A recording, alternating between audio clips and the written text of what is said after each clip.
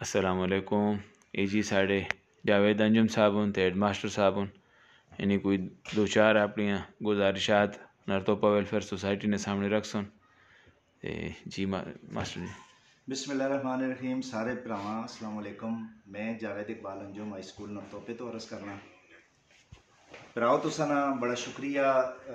Welfare society नरतोपा ने मार्फत तुसा साडे नाल बड़ा तावन किया। जिस वेले भी स्कूल किसी चीज़ की जरूरत पई है तो तुसा ने तावन नाल वो ज़रूरत स्कूल की पूरी हुई है। पहले असा कुछ अपने स्कूल वास्ते सिपारे ज़रूरत पाए, उस सिपारे असा मुहैया किए गए। उस तो बाद असा यूनीफार्म दिते गए।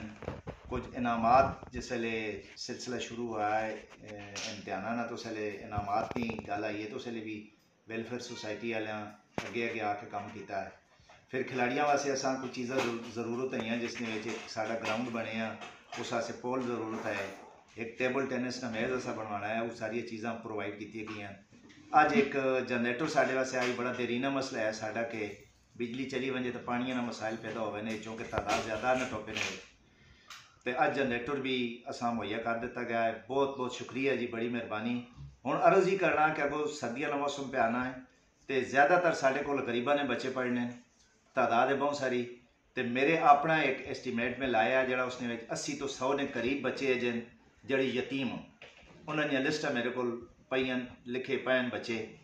अगर मुमकिन होवे तो मैं सारे संगे अगे अपील करना कि वो बच्चों वास्ते कोई यूनीफार्म, शूज़, स्वेटर, जुराबा इन्ह चीज़ों ना कदे एहतमाम हो वजे तो बड़ी मेहरबानी हो सी। कुछ गरीब ए जिन जड़े नहीं गिन सकनी ये चीज़ा, और उसने मैं आप गवाह हाँ चूँ कि मैं इतने सारी दिहाड़ी बच्चों नाल इंटरैक्ट करना।